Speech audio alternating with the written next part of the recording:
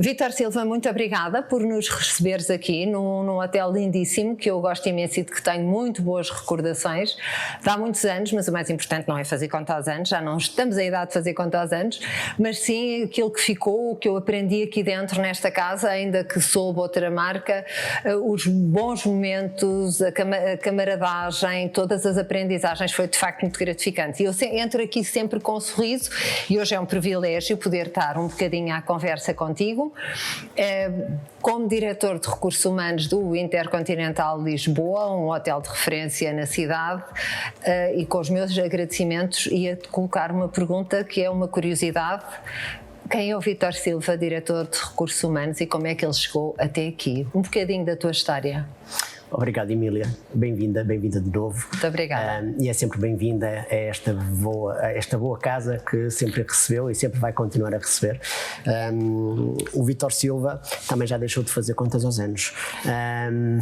Mas o Vítor Silva acho que é um jovem.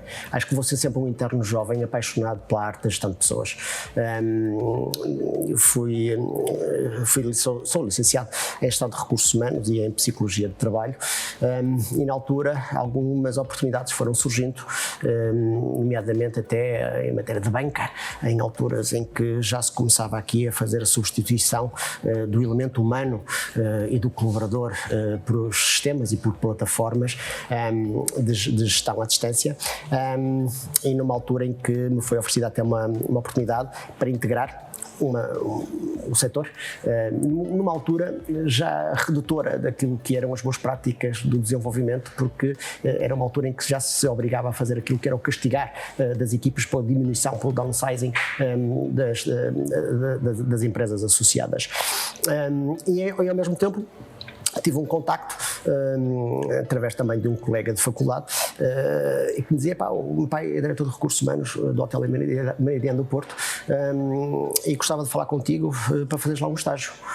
Um estágio no hotel, vamos lá experimentar isso. O que é isso de um estágio de gestão de recursos humanos num hotel? E isto, na altura, quando cheguei a casa e comentei isto aos meus pais, foi engraçado, e lembro-me que eles diziam: então, mas os pais andam a pagar um curso superior para agora estagiares para um hotel, fazer camas e bifes com batatas fritas. Para ter um bocadinho a mentalidade que há uns anos largos existia sobre aquilo que é o mundo fantástico dos hotéis e o que é que está por detrás dos hotéis. E eu acho que essa foi, sem dúvida, a experiência da minha vida. Foi a experiência que me casou naquilo que valorizo hoje em dia na arte das relações, do contacto, da gestão. E de facto, durante esse período de formação, eu não lhe chamo de estágio, chamo-lhe da minha formação pessoal e profissional, tive a oportunidade de conviver com seres humanos enormes, fantásticos, nas suas mais diversas valências, e aprendi tudo o que é. Eu não posso dizer que aprendi tudo, porque o aprender tudo é fechar as portas à continuada aprendizagem, mas aprendi quase tudo, muita coisa sobre o que é isto de se trabalhar e de se estar em hotelaria, em restauração e em turismo, onde passei por todas as mais diversas áreas, desde as copas, as cozinhas, as pastelarias, os andares, a recepção, o concierge, a própria manutenção, depois a parte mais de business support nas áreas administrativas, nas áreas financeiras. Desenvolvi alguns projetos muito giros, muito interessantes, e comecei também com algumas responsabilidades já na altura ao nível da formação e desenvolvimento. E com alguns projetos, o que acho que abriu a porta para uma mudança, também quase que de um dia para a noite, de vir para Lisboa, abraçar um projeto de direção de recursos humanos numa tenra idade que na altura tinha, e que tanto tinha de interessante, de inovador, como de assustador, sou sincero. Mas por essas características todas associadas, me fizeram mudar e sair da Invicta, sair do Porto, e mudei-me aqui de armas e bagagens para Lisboa, e comecei aqui um projeto muito giro na direção de recursos humanos, em todas as áreas e em todos os subsistemas da gestão das pessoas, e acho que, se olhar para trás, vejo hoje muitas assinaturas minhas e dos meus queridos colegas em enormes projetos que valorizaram e que enriqueceram não só o nosso património, mas o capital, o maior capital que temos, que é o capital humano, porque temos queridos colegas que ainda estão comigo desde esse kick-off de inúmeros projetos que foram aqui dinamizados. E nos entretantos, pronto, surgiram outras marcas, não é? Portanto, a evolução natural. Exatamente, evoluiu, os proprietários quiseram processos de mudança, o que nos fez aqui também evoluir de uma forma muito madura, inteligente e acertada em alguns processos, mas sem sair de casa, ao abraçar outras marcas, ao lançar a nossa própria marca. Lembro-me da Tiara Hotels and Resorts, por exemplo, depois do casamento com a IHG, com a Intercontinental Hotels Group, onde fizemos aqui o rebranding desta casa para o Hotel Intercontinental e da Casa do Porto, que é do mesmo proprietário, para Crown Plaza, segmentos relativamente distintos, regiões também sem diferentes, e que nos faz aqui também evoluir, portanto, com todas estas mudanças, crescer, engordar aquilo que é o nosso histórico, a nossa pegada, e sem sair de casa, portanto, Mas para mim a hotelaria é esse o fascínio da hotelaria, é nós podermos, e essa aprendizagem dentro da hotelaria, eu acho que é muito importante, Vítor, porque passar pelos diversos departamentos, ter realidade de perfis de pessoas muito diferentes, as pessoas da manutenção que são muito diferentes das pessoas dos alojamentos, dos andares, tudo isso, essa diversidade de contactos e essa aprendizagem são, quanto a mim, imprescindíveis para alguém que está numa direção de recursos humanos, porque eu lembro-me quando eu comecei a trabalhar, se falava direção de pessoal, depois já de direção de recursos humanos, depois passou-se a tentar não falar em recursos humanos e falar-se na direção e na gestão de talentos, depois já era na direção de pessoas. Eu cheguei a ver departamentos de pessoas como eram designados. Porquê? Porque eu acho que começou a incomodar às lideranças poderem ou terem que tratar as pessoas por ativo, como todos os outros ativos. E então começaram a arranjar-se toda uma série de títulos. Hoje vê-se muito Chief Happiness Officer, coisas desse género, porque, como eu digo sempre, pessoas são pessoas, lidar com pessoas, gerir pessoas, liderar pessoas é o grande desafio, porque a vida é isso. São as relações que nós estabelecemos com os outros, são a maneira como nós aprendemos, como lidamos com as outras pessoas, como elas gostam de ser tratadas, e dentro da hotelaria ter o privilégio de passar por esses departamentos todos foi um enriquecimento, certo? Sem dúvida. Estar e viver a hotelaria consegue-se quando se está com paixão, portanto, que é um fenómeno que é às vezes difícil de encontrar, não é? O que é a gente estar na vida em paixão com aquilo que no momento nós temos. É a única maneira de crescer e de fluir. E é preciso, mais do que tudo, é preciso essa paixão, porque de facto a hotelaria tem passado por vários estádios de evolução. Eu não quero me referir muito a essa questão das nomenclaturas a que nós damos, à maneira como trabalhamos a gestão das pessoas ou estamos com as pessoas no nosso métier, porque uma coisa é a nomenclatura, outra coisa que depois na realidade vai acontecendo, e que é o espelho, que é o reflexo do nosso dia-a-dia, não é? E ou existe ou não existe, portanto, ou se tem ou não se tem, ou se vive e se sente e se respira, ou não existe. Portanto, as nomenclaturas só para si valem por si, não valem nada, pronto. Mas a paixão é um fenómeno que é muito curioso e que é muito interessante e que tem que existir, porque na nossa realidade a verdade continua a ser esta, é uma realidade muito pouco atrativa. O trabalho de hotelaria e de restauração não está casado com coisas fantásticas, tipo dos horários estáveis ou dos salários que são praticados, ou daquilo que são em alguns casos desgaste rápido. Como eu costumava ter aqui uma pessoa que me dizia: pá, Vítor, aqui as pessoas entram às 7 e só saem quando Deus quiser. Não é bem assim, mas é um bocadinho. Mas ainda existe um bocadinho esta cultura que é um paradigma que afasta um bocadinho aquilo que é como um setor de sucesso e de procura iminente para aquilo que é um fator de empregabilidade emergente que a gente tem. Portanto, ainda não temos aqui alguns fatores de atratividade. verdade, mas a verdade é esta, é que a grande atratividade que a gente tem são as pessoas que ainda trabalham no nosso setor de atividade e que trabalham com paixão, porque são os nossos maiores e os melhores gostam de estar, vestem o uniforme. Exatamente. Vestem o uniforme, vestem a camisola, são comprometidos com os nossos projetos e conseguem, de facto, levar mais além aquilo que é a missão de nós estarmos num setor de atividade de serviços por excelência. Estamos aqui para servir e para servir há aqui o fazer, obviamente envolto de uma série sem fim. Claro que sim. Eu não diria aqui de procedimentos, que isso vai ser limitador, mas de normas, de condutas, de éticas, de empatias, mas os sistemas são imperativos comportamentais que embelezam e que enriquecem aquilo que é o mundo de hotelaria. Sim, mas esses sistemas são imperativos porque no fundo são os sistemas que vão dar estabilidade à equipa, que lhes vão dar tranquilidade de saberem que têm um sistema pelo qual se vão gerir e depois a liderança fará a diferença.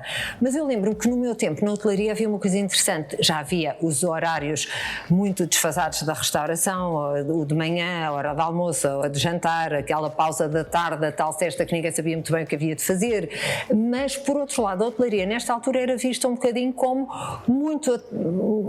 bastante atrativa, se não fosse muito bastante atrativa, porque dava alguns benefícios que os outros setores de atividade na área dos serviços não davam. A hotelaria foi considerada sempre um bocadinho como benefícios diferentes, de as pessoas terem refeições, das pessoas poderem ter os benefícios de lavandaria, de estacionamento, aqueles miminhos todos que a hotelaria estava conotada. De qualquer maneira, a minha questão, e isto levou-me, enquanto estavas a definir um bocadinho este quadro, que é a pouca atratividade que atualmente existe, isto mudou com as novas gerações, com os millennials, com o Gen Z, isto mudou, eles estão menos vocacionados para entrar numa carreira na hotelaria ou tem-se mantido constante mais ou menos ao longo do tempo, Vítor? Mudou? Mesmo os mimos mudam, portanto... os mimos também mudaram. Os mimos todos mudaram. Eu gostava muito desses mimos. Eu acho que esses mimos também foram passando por várias fases e esses mimos de facto existiam todos. Depois houve uma altura em que houve aqui um boom da hotelaria, não só na cidade, mas também no próprio país, quando começamos... Nós descobrimos o mundo, não é? E a partir de uma altura o mundo acabou por descobrir Portugal, não é? Exatamente. E então Portugal, por as suas características culturais, das pessoas, da arte de bem receber, da riqueza gastronómica e enóloga que temos, da segurança, o clima e entre outros sem fins, passou a ser aquilo que era o nicho de procura primordial de todos os destinos e de todos os mercados. E este boom massivo que começou a surgir, que é uma questão de uns 10, 12, 8 anos esta parte, fez que se começasse também perigosamente a esquecer esses mimos. E esses mimos tiveram ali uma decalagem naquilo que era da importância do porquê desses mimos.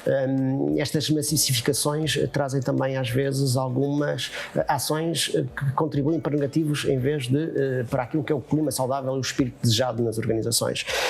Hoje em dia já há outra vez a necessidade de se rever, que é o chamado salário emocional, o que é que está para além do salário das pessoas. Exatamente. Não é? Aquilo que compõe o bem-estar dos nossos queridos colaboradores, dos nossos colegas, de nós próprios, portanto, e hoje em dia já é, sem qualquer tipo de dúvida, algo que preocupa o gestor e que está em cima da mesa das nossas prioridades, que é como é que nós conseguimos ser diferenciadores no nosso mercado, no nosso setor de atividade, por comparação aos demais setores, por esses mimos, por esse salário emocional que trabalhamos, que fabricamos e que nos comprometemos com as equipes e com as pessoas que trabalham connosco. E agora, sim, voltou outra vez acima, por isso é que eu ia dizer que era tudo cíclico. Esses mimos muitas vezes tinham custos reduzidos. Certo. Porque eram custos que nós chamamos os custos in-house. Era as refeições, era a lavandaria, era de ter disponibilidade num parqueamento ou numa garagem, e isso dava o tal conforto que as pessoas precisam e que gostavam e que são muito agradáveis e que no fundo podem ser contabilizados em termos de todos aqueles benefícios que foram parte da tradicional via hoteleira. Eu vou para a hotelaria e tem alguns benefícios que os outros setores de atividade não têm. Mas em relação aos millennials e aos Gen Z, como nós chamamos, eles estão mais exigentes, menos exigentes, têm outra postura? São mais exigentes, obviamente, para a geração que que acompanham e que viveram, não é? Que vai mudando também em função da disponibilização da informação, das tecnologias à sua disposição, aos seus interesses, motivações e expectativas.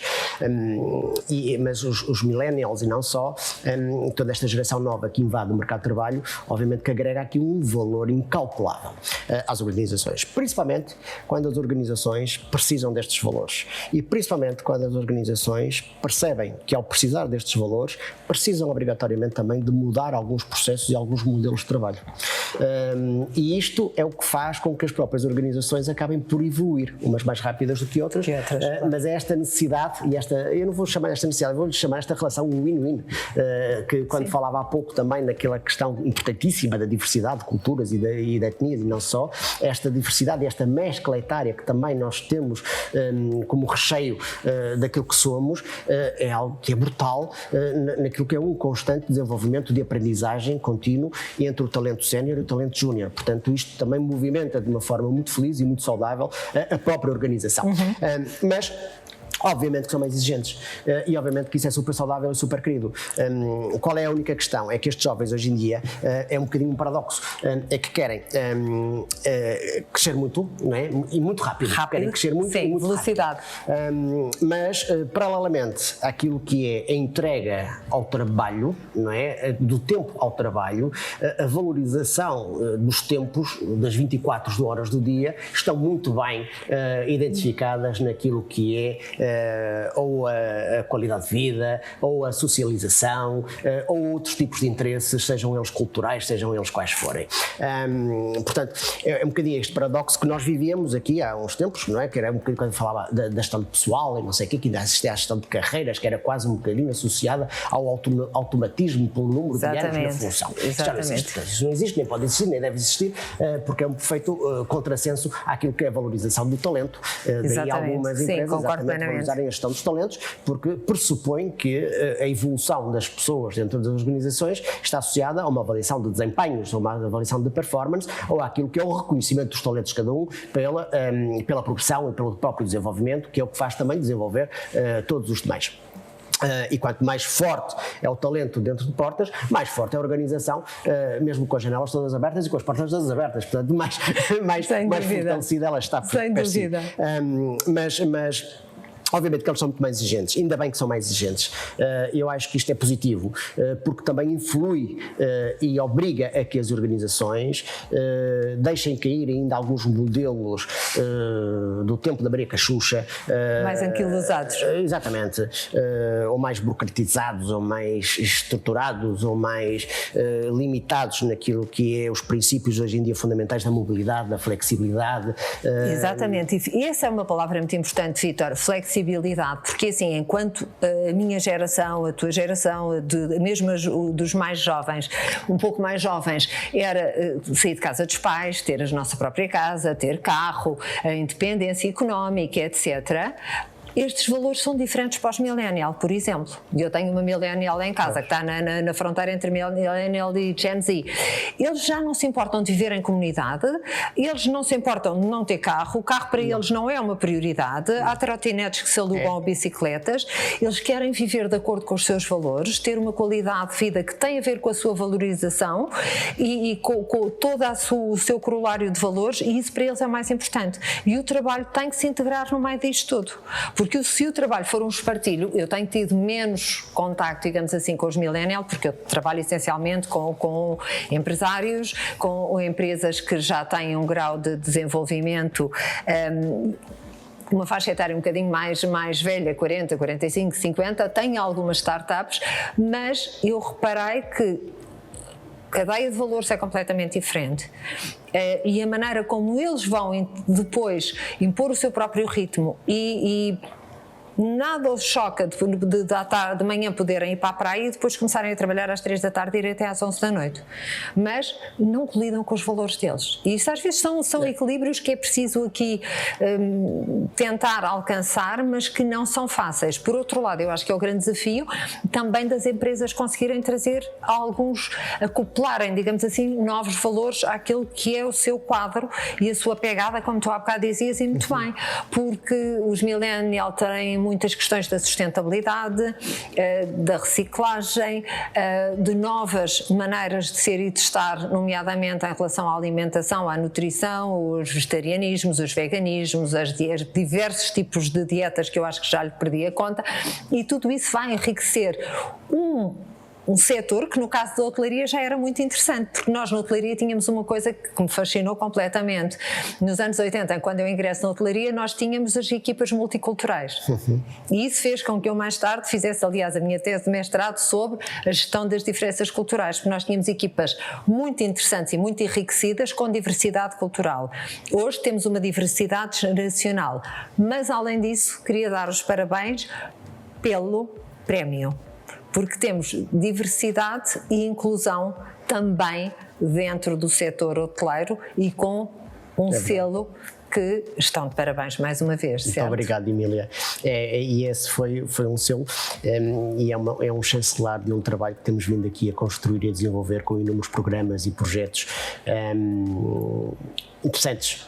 Apesar de estar a jogar em própria casa, mas muito interessantes, interessantes pelos resultados, eu acho que e não deixam de o ser, pelos resultados de sucesso que fomos ajudando, construindo e que existem hoje em dia, não só na arte da diversidade, obviamente, mas também na arte de sermos uma marca, entidade empregadora inclusiva, portanto, no leque, não só da responsabilidade social, mas também em todas as outras áreas, como falou bem.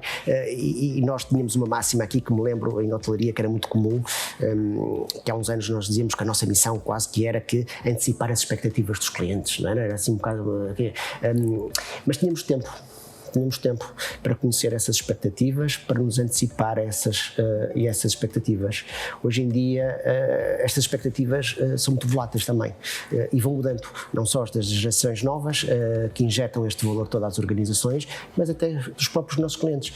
Os nossos clientes também querem coisas diferentes, como querem os jovens que nós precisamos para se juntarem à nossa equipa e construírem um futuro perfeitamente diferenciador e desigual face à concorrência e não só, para que sejamos quase que uma casa única por aquilo que servimos, por aquilo que fazemos, por aquilo que damos aos nossos clientes, isso através das pessoas.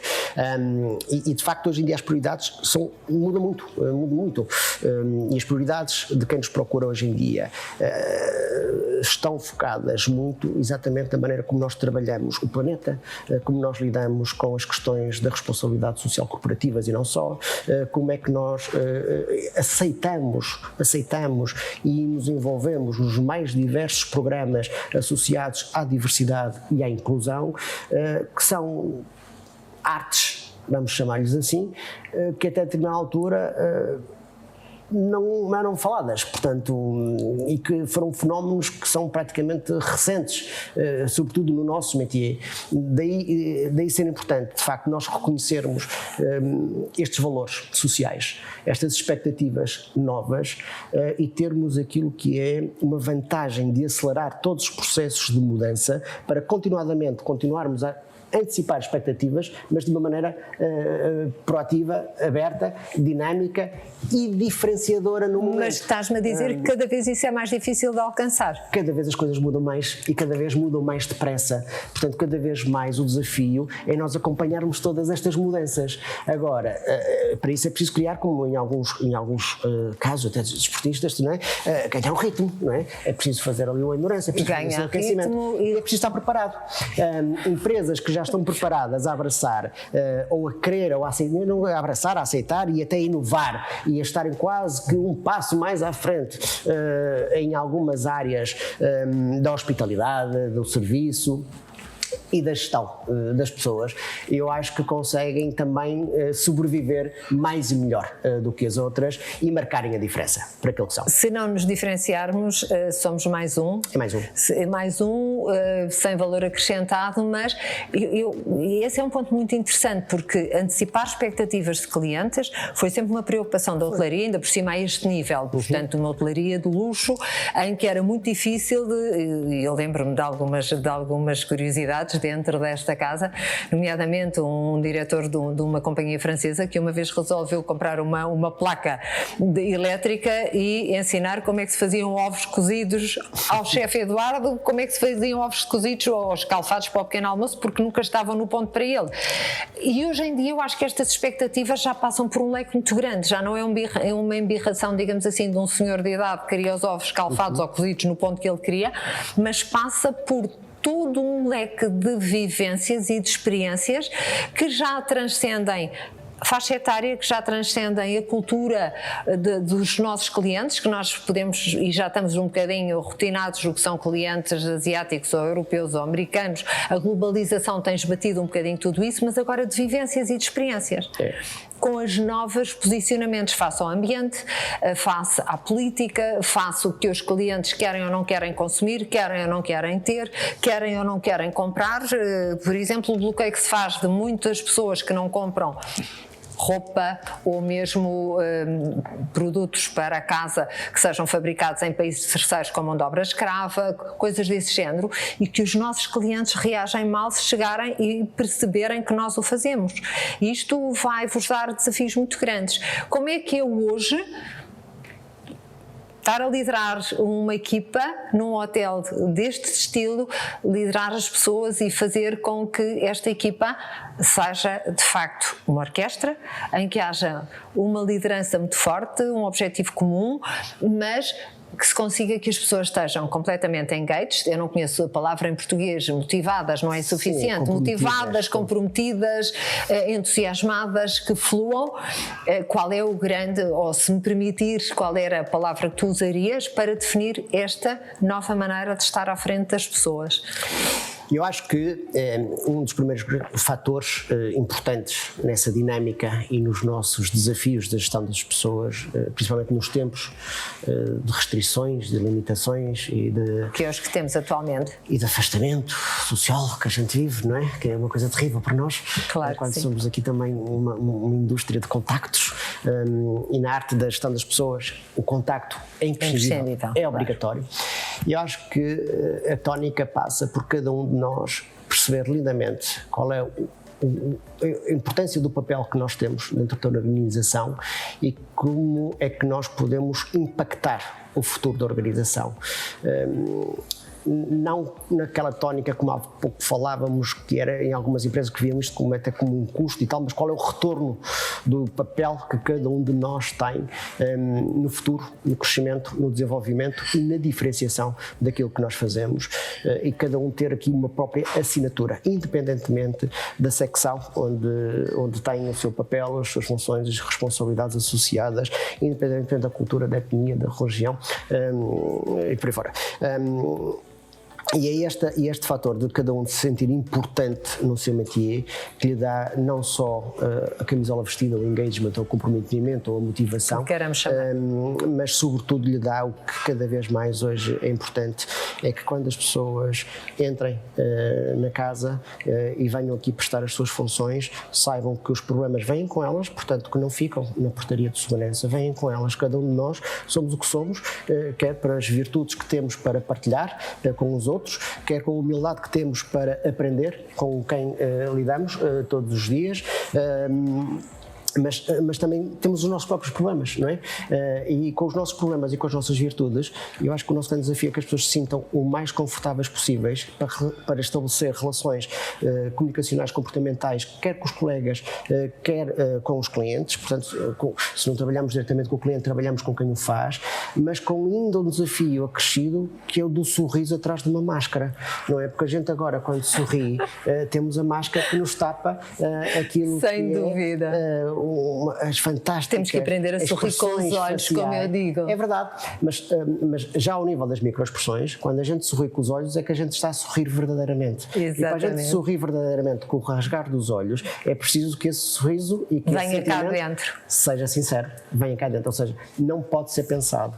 Tem que ser espontâneo, não é? E para isso estes fenómenos existirem, que aqui a falar consigo, Emília, parece que é fácil, sabemos que há todo um trabalho desenvolvido, e eu acho que esta definição, Vítor, é uma ótima maneira de nós terminarmos a nossa conversa, é pensar que temos que ser felizes naquilo que fazemos, fluindo, com o tal sorriso por trás da máscara, sem máscara, com máscara, mas na certeza de que estamos a trazer valores, e pessoas são pessoas, e eu acho que estar a liderar uma equipa destas é de facto um privilégio, e mais uma vez os meus parabéns pelo selo de diversidade e inclusão, e desejar todo o sucesso no tempo em que continuares a estar à frente desta organização, lidando com as pessoas, por aquilo que fazes, essencialmente pela marca que deixas como diretor de recursos humanos. Muito obrigada, Vítor Silva. Vamos com certeza continuar a conversar um dia destes. Obrigado, nós. Obrigada. Obrigado.